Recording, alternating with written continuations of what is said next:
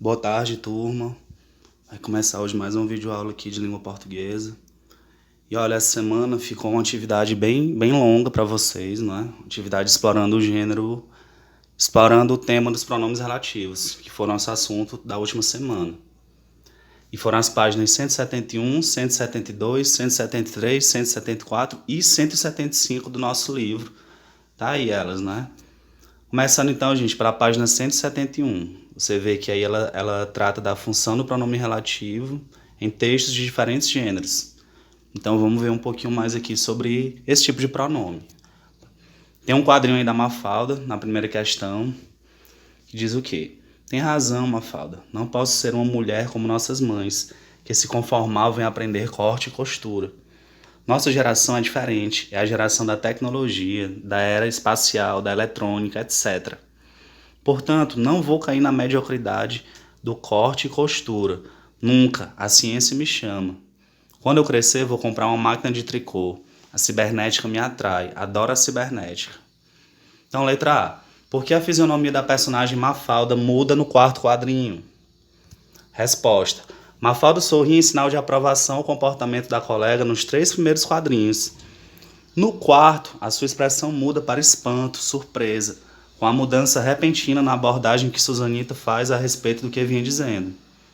Então, no último quadrinho você vê a surpresa aí no rosto da personagem, né? Letra B. A personagem Susanita realmente deseja ser diferente das mulheres da geração anterior? Resposta: não. O humor da tira está justamente no fato de Susanita dar a entender que deseja dedicar-se à ciência, quando, na verdade, pretende dedicar-se a afazeres domésticos. Então, essa foi a primeira questão, né? Tem esse trecho aí, letra C. Não posso ser uma mulher como nossas mães, que se conformavam. Nós temos o pronome aí que, bem aqui de azul, olha, que. C. A palavra que, além de relacionar as orações, substituiu que palavra da oração anterior? Se é um pronome relativo, ele vai estar se referindo a um termo anteriormente citado. Então vamos lá, gente. A resposta aí é substituiu a palavra mãe. Ok? No caso aqui, o pronome que, ele está substituindo o termo aqui mães. Olha, mães que se conformavam. Página 172, gente. Vamos ter a questão 2. Ele apresenta 3 fragmentos. O fragmento 1. Foi aprovada na legislação eleitoral a cota de gênero, que hoje é de 30%, válida para qualquer eleição do Poder Legislativo. Temos aqui o pronome que, gente. E a gente já tenta associar a que termo ele está se referindo. No caso, ele está se referindo a esse termo aqui, olha, cota de gênero, ok? Fragmento 2.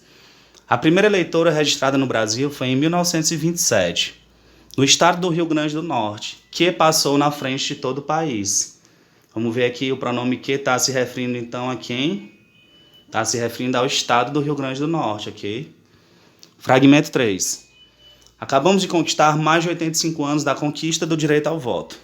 O dia 24 de fevereiro de 1932 foi um marco na história da mulher brasileira, que foi consolidado na Constituição de 1934. Porém, já era uma luta antiga. Aqui o termo que, gente, está se referindo a quê?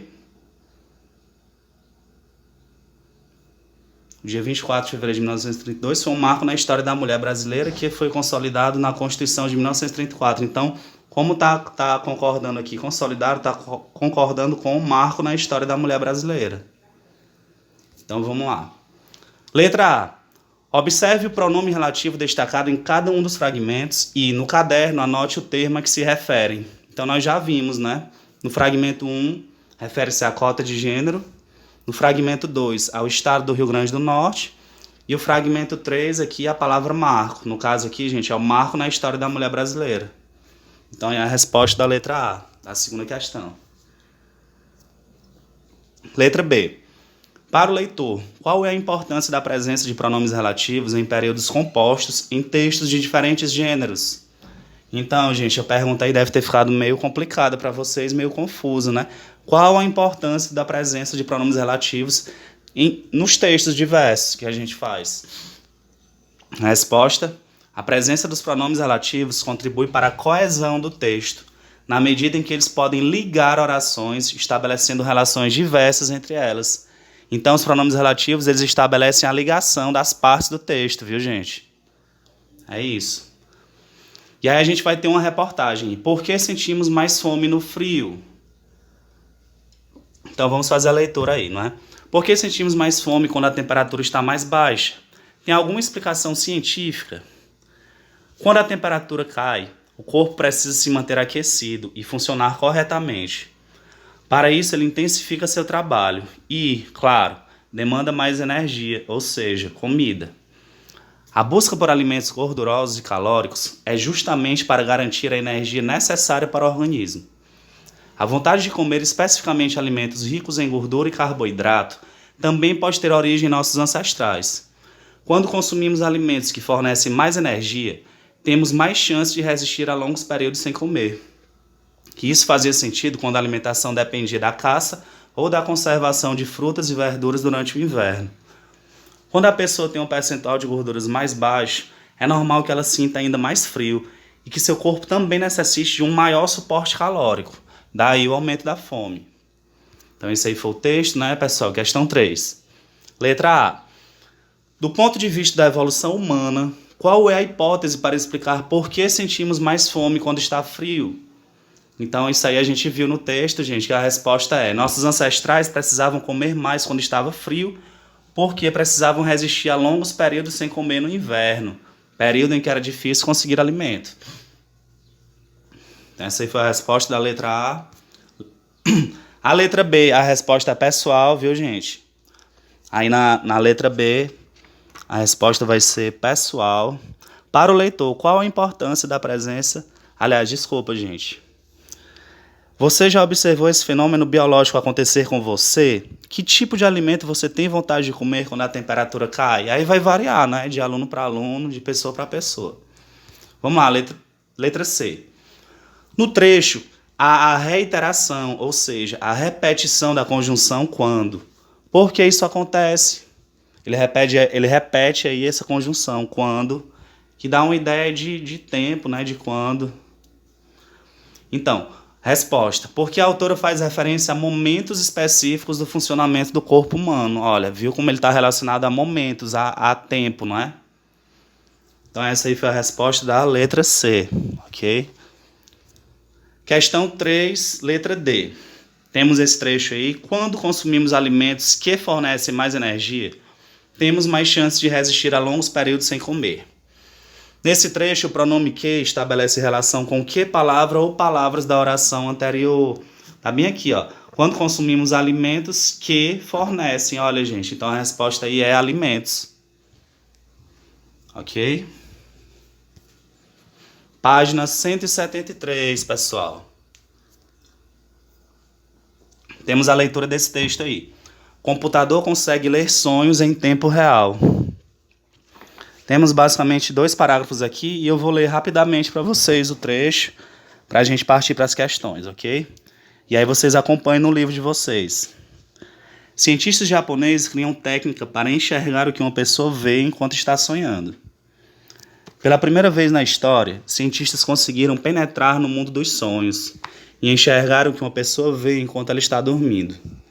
A nova técnica, que combina 2 exames de mapeamento do cérebro e um computador inteligente, foi desenvolvida por cientistas de 5 universidades japonesas que, em 2008, já tinham criado uma técnica para ler a mente de pessoas acordadas.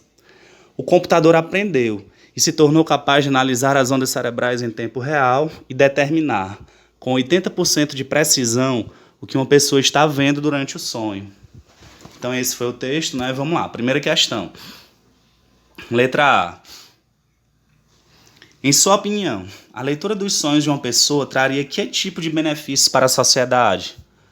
Ó, gente, aí é uma resposta pessoal. Você tem que pensar muito sobre essa questão, né? Talvez ela ajude a interpretar, a conhecer um pouquinho mais da nossa alma, né? Da nossa mente. Talvez seja mais fácil para que os psicólogos no futuro possam trabalhar melhor, não é? E é isso, vamos lá para a próxima questão. Letra B. Qual é o termo antecedente a que se relaciona cada pronome relativo destacado no texto?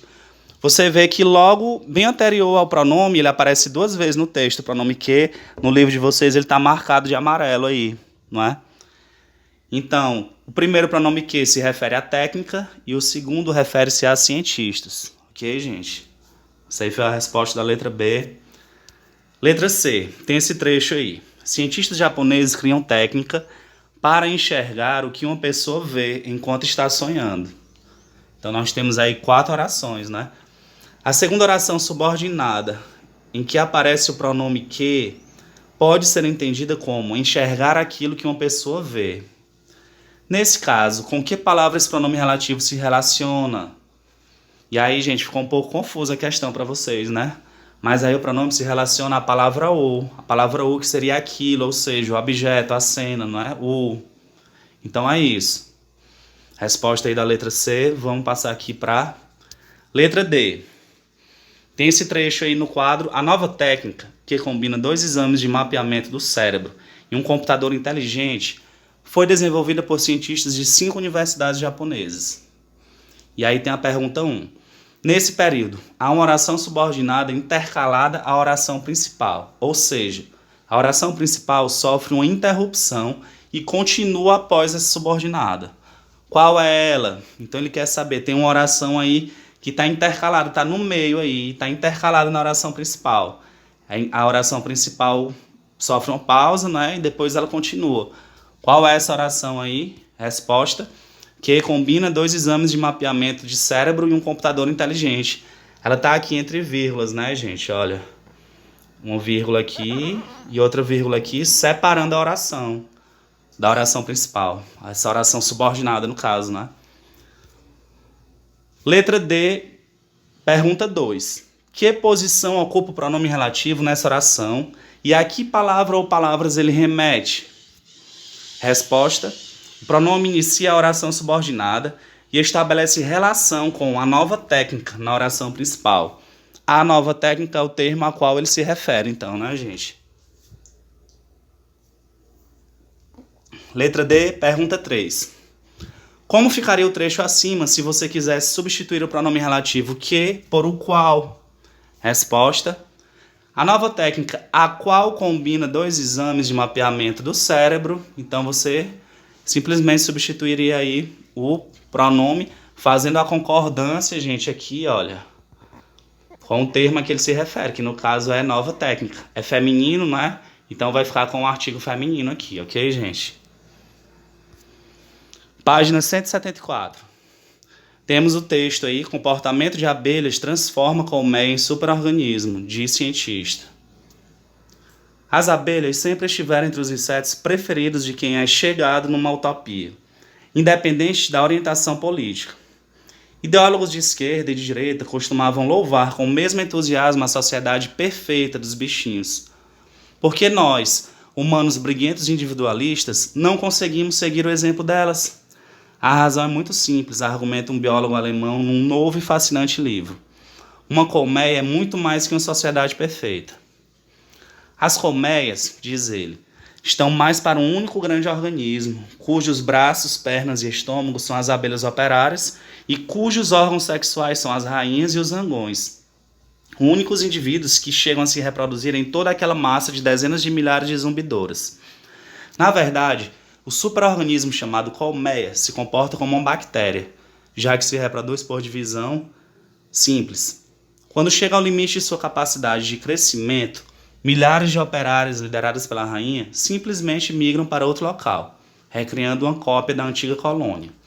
Desse ponto de vista, pode-se dizer que as colmeias são imortais. Segunda questão, letra A. Por que se afirma no trecho que colmeias são organismos imortais? Então, no final ele explicou aí, né, gente? A resposta: porque estão sempre se renovando. Quando a colônia esgota a sua capacidade de continuar crescendo, as operárias e a rainha partem dali e criam uma nova colônia, e assim sucessivamente. Segunda questão, letra B. A colmeia é descrita por um biólogo alemão como um grande organismo. Nesse contexto, que correspondência os pronomes relativos cujo estabelecem em relação a esse organismo? Ficou meio confusa a questão aí, ficou um pouco difícil, né? Alguns alunos podem não ter entendido, mas vamos ver aqui a resposta. Olha, os pronomes cujo, né? E que relação eles estabelecem. Os pronomes cujo usados relacionam as palavras braços, pernas e estômago do organismo às abelhas operárias. E os órgãos sexuais do organismo, no caso a colmeia, né, gente, as rainhas e zangões. Então é essa a relação estabelecida pelo pronome cujo. Segunda questão, letra C. Que relação o pronome estabelece entre essas expressões? De causa, de posse ou de semelhança? Quando ele fala, olha, cujos braços, pernas e estômago, não é? Órgãos sexuais, é causa, posse ou semelhança? Resposta, posse, não é, gente? Dá uma ideia de dono, tá bom? De posse mesmo, ok? Próxima questão. Letra D. Por que o pronome cujo foi empregado no masculino plural nas duas ocorrências? Então a resposta, gente, porque se refere a substantivos masculinos e femininos. Braços, pernas, estômagos e órgãos. Nesses casos, a concordância se faz no masculino plural, viu, pessoal? Então, atenção aí nos casos em que ele usa substantivos masculinos e femininos. E agora a página 175, gente, vai ter a leitura de um texto. Entenda o apartheid, regime racista contra o qual Mandela lutou. Política segregacionista vigorou na África do Sul de 1948 a 1993. A época foi marcada por separar cidadãos pela cor da pele. Durante o apartheid, que vigorou por mais de 40 anos, imperava na África do Sul uma política oficial de segregação dos cidadãos segundo a cor de sua pele, em que a minoria branca dominou a maioria negra. Pessoal, segregar é separar, ok? É o mesmo que dividir, separar. Mandela é considerado um ícone justamente por guiar o país das algemas deste regime para uma democracia multirracial. Conhecido como Madiba, ficou preso durante 27 anos devido à luta contra o regime da minoria branca e ganhou o Prêmio Nobel da Paz em 1993 por combater a discriminação racial. Foi eleito em 1994 o primeiro presidente negro da África do Sul, nas primeiras eleições multirraciais sul-africanas. 3. Letra A. O que você sabe sobre o apartheid? É uma resposta pessoal, mas pela leitura do texto e pelo que vocês já devem ter visto em filmes, né, você vê que era um regime que dividia, separava as pessoas pela cor da pele, certo? Letra B. Nelson Mandela ficou conhecido no mundo inteiro, chegando a ganhar o Prêmio Nobel da Paz. O que explica esse reconhecimento? Resposta: o fato dele ter lutado contra um regime que separava os cidadãos de cor branca dos cidadãos de cor negra na África do Sul, no caso o regime do apartheid. C. Releia o título da matéria. De que modo o sentido da preposição contra está ligado ao assunto e por que foi utilizada antes do pronome relativo? E a resposta aí, gente, o verbo lutar, no sentido de opor-se, pede a preposição contra, lutar contra algo ou alguém. E esse foi o fim da nossa aula, gente. Espero que vocês tenham gostado e até a próxima aula.